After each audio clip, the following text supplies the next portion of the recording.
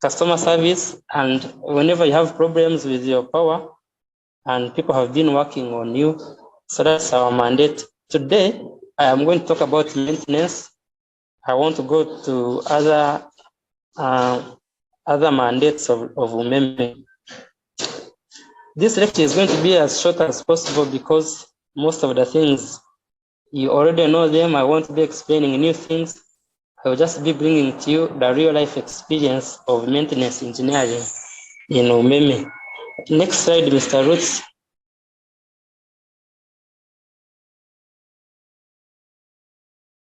So we are licensed to distribute medium voltage and low voltages. Medium voltage is the 33 kV and 11 kV. Yeah, 33 kV is transmitted from the bus bars from UETCL. After we have bought the power, by the way, we buy power from UETCL. All the power that is generated by the generation companies in the country is sold to UETCL, and then UETCL sells that power to UMEME.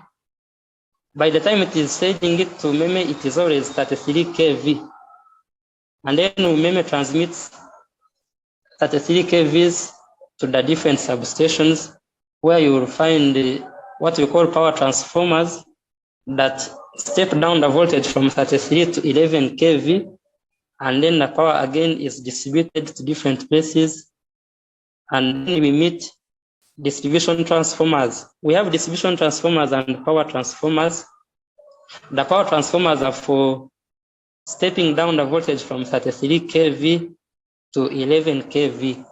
Those transformers are always mounted on the ground at the substations.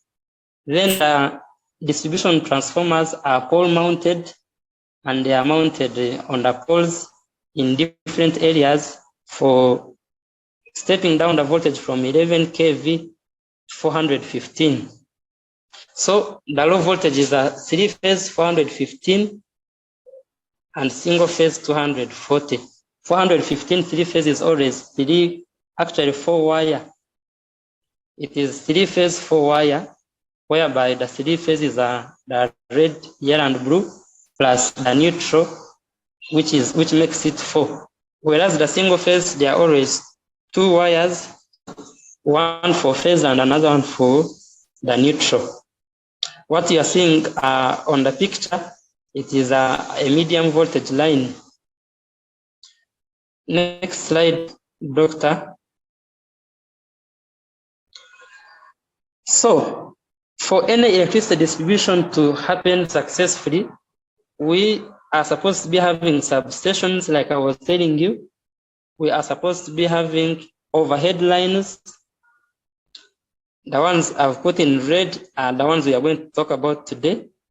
Distribution and power transformers. I said power transformers are found at the substation, and they are always big in size and ground mounted, whereas distribution transformers are like that one you are seeing in the picture, which are for stepping down the voltage from 11 kV to 3-phase.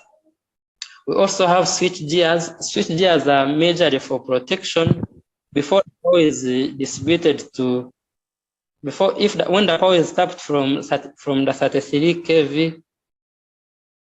Well, that's a very good question I'm seeing over there. I will talk about it. When the power is tapped from the 33 kV bus bar, before entering the power transformer, it first enters the switch gear for switching purposes. You don't just bring the power from the lines and you put it into the transformer, because the transformer has to be protected. So switch gears majorly consist of circuit breakers, isolation points, what we call auto reclosures. All those things make up switch gears, and they are for protection purposes. Then we also have control centers. Control centers, you should know that UMEME's substations, all of them are controlled and monitored at the control center in Lugogo. All of them are monitored, and someone can remotely close or open a breaker in Hoima when he is in Kampala. So those control centers are so much important because they monitor and control the lines, most especially for safety purposes. So the statistics tell us that since 2005, when the concession for Umeme started, over 14,000 transformers have been installed across the country to step down the power. The person who was asking how we can differentiate between 33 kV lines and 11 kV lines, they are always, all of them are 3. They are so hard to differentiate. You cannot see them and you say that this is a 33 kV and this is an 11 kV, but they are differentiated from the feeder at the substation. They are differentiated from the feeder and the substation at the substation because I told you 33 first enters the switch gear before it comes to the power transformer. So what comes out of the power transformer is the 11 kV. Someone is asking, how can I differentiate between an air brake switch and a switch gear? I have said the switch gear is a combination of all the protection devices. Is a component, a single component that is under, or it can be categorized under switch gears. Next slide, Dr. Lutz.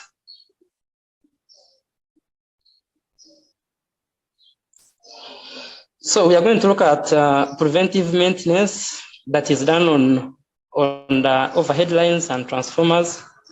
Because we majorly do preventive maintenance, then what we call corrective or breakdown maintenance is done when an incident has actually happened. For example, a pole has broken down. Maybe we had not yet seen it during our pre-monsoon inspection. We shall talk about pre-monsoon inspection later. Maybe it has happened somewhere and it has broken down and the customer has called to the customer service and reported it. We call it an incident and a team is dispatched to go and work on the breakdown. Then we also have what we call condition-based predictive maintenance. Condition-based predictive maintenance is not so much common here, but this one involves use of instruments or equipment like an IR thermographic camera, infrared thermographic camera that is used to monitor the temperatures of these switch gears and transformers. This one is majorly used in factories. For example, Coca-Cola, we used to have that one because it can be able to tell you the temperatures, the internal temperatures of a component, and if you find that it is anomalous to the rated temperature, then we can do what we call an overhaul, or we can replace it. So that is what we call predictive maintenance. So today we shall be talking about preventive maintenance and maybe corrective or breakdown maintenance in this lecture.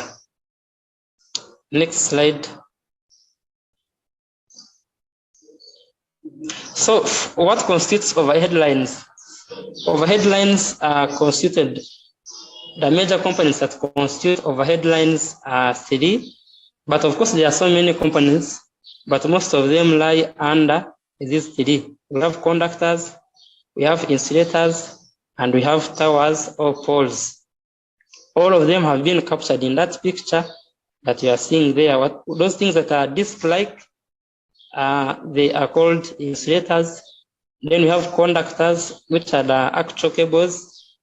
And then we also have towers, which are the poles you are seeing there. So maintenance is going to be done on all these 3. Next slide. So conductors, what are they? Like the word conductors, you know, they are materials that allow free movement of electrons from one place to another. And the conductors that we use on our lines are either bare conductors. We always use bare conductors for long distances. Why? Most of you can guess the answer. If we are to insulate all the HV lines coming from the UETCL substation to different areas in the villages, it is so costly because that insulator costs a lot of money, and again it provides unnecessary weight. It provides unnecessary weight on the conductors, so they can end up sagging or falling.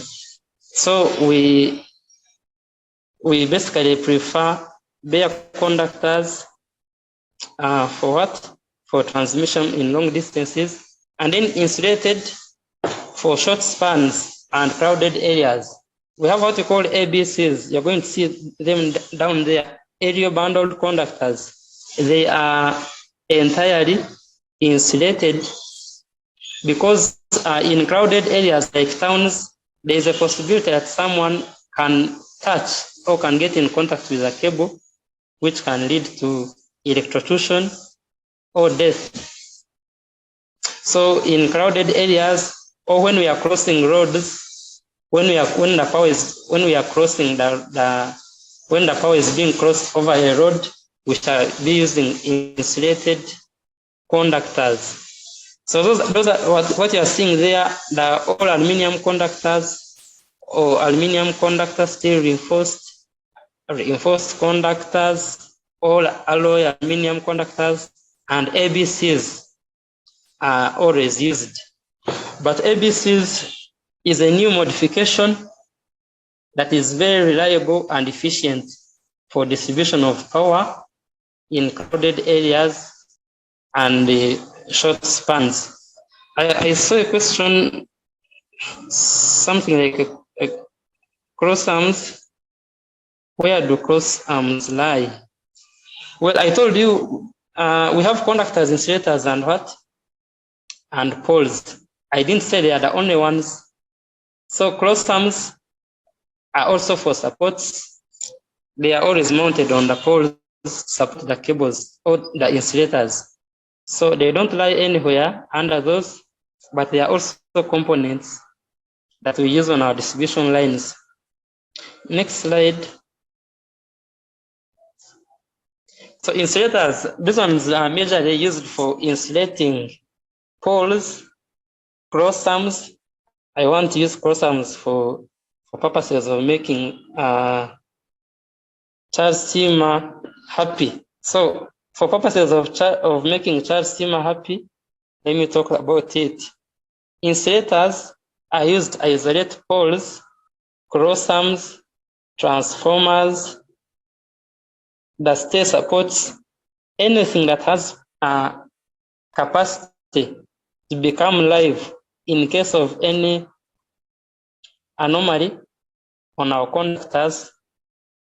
All of them are protected or isolated from being live, from becoming live by these insulators. These ones were talked about by Arthur, but what I want to tell you is that these ones are being phased out because they are so heavy. Sorry, you can go back, Dr. Roots. These ones are so heavy. You can go back. Yes, please. The disc type insulators and pin type insulators are heavy. They make it hard for people when they are erecting these conductors and poles. So there's a new modification that I didn't put here. It is called post-polymeric insulators. The post-polymeric insulators are rubber. They are not heavy. You see, these ones are somehow made of ceramic. These ones are ceramic made, but the post-polymeric insulators are made of rubber. They are not so heavy and they are flexible. So in the new lines constructions, we shall be using post-polymeric insulators. And of course, these insulators have a very high resistance to current. So when you are doing maintenance, we have to be careful on these insulators, and there is a reason why they are made like umbrellas. Someone can ask a question, why are the insulators made in an umbrella-like structure? They are made in this structure because you know what the umbrella does. When you are under rain, it directs the water down to the ground. So in so doing, if the insulators were not umbrella-like, then there is a possibility of creating a conductive water path on the insulator. So the conductive water path can easily allow power, or can easily allow current to be conducted, and it does what? It can, I'm seeing a question that is disrupting me. It can act as a conductive water path, which will lead to problems because we are trying to insulate the components and and uphold from current. Next slide.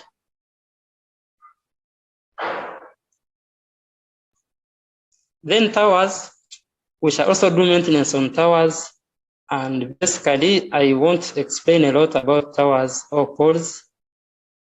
For them, their role is to provide support to the conductors, to the insulators, the transformers, and any other power network components.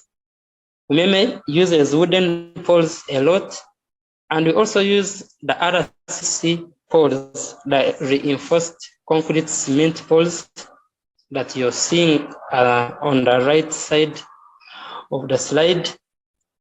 Poles are majorly used because they are cheap and they are also light as compared to others. Whereas the RCC poles are used majorly on new lines that are being constructed. Of course, they also have their advantages over wooden poles, but the disadvantage is that they are so heavy. That's number one. And number two, they are susceptible to breakages. The moment it falls down, it can break easily as compared to the wooden poles. You are going to go and read about the advantages of RCC poles. You're going to read about the advantages of RCC poles and over wooden poles.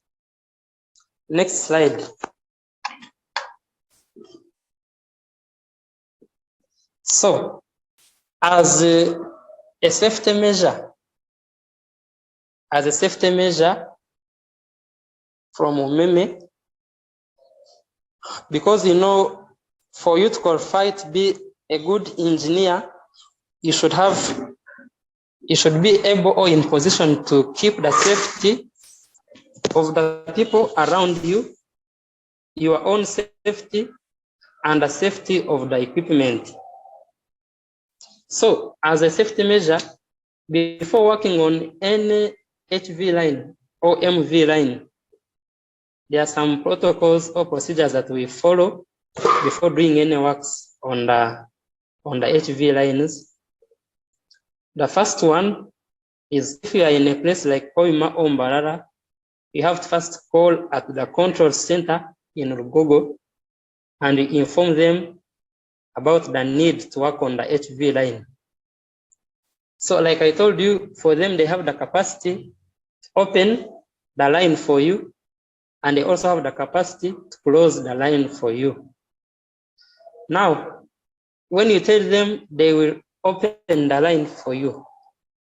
That is opening the AB, the air brake switch, or the auto reclosure, whichever method is there for opening or closing the line.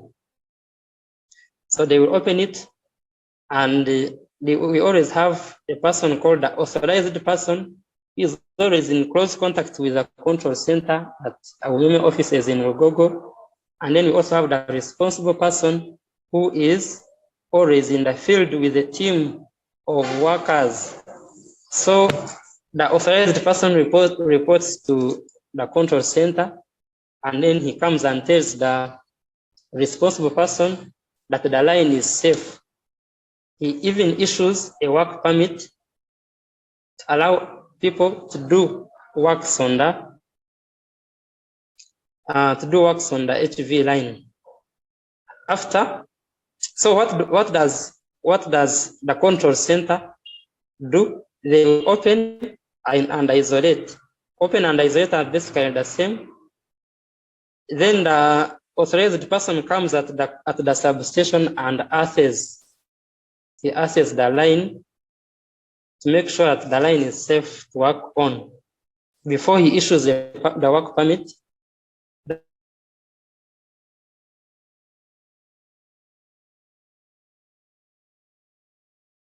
on the works. So starting on the works, we also do what we call the risk assessment. All that I'm telling you, all the procedures that I'm telling you are contained in ORHVS, that is operating regulations on high voltage systems of MEME. Before working on high voltage systems, there are regulations that you have to follow. So when you reach at the site, you do what we call risk assessment. You make sure that we identify all the risks, all the hazards that are in position to cause harm or danger to the workers. After identifying them, you also get the mitigation measures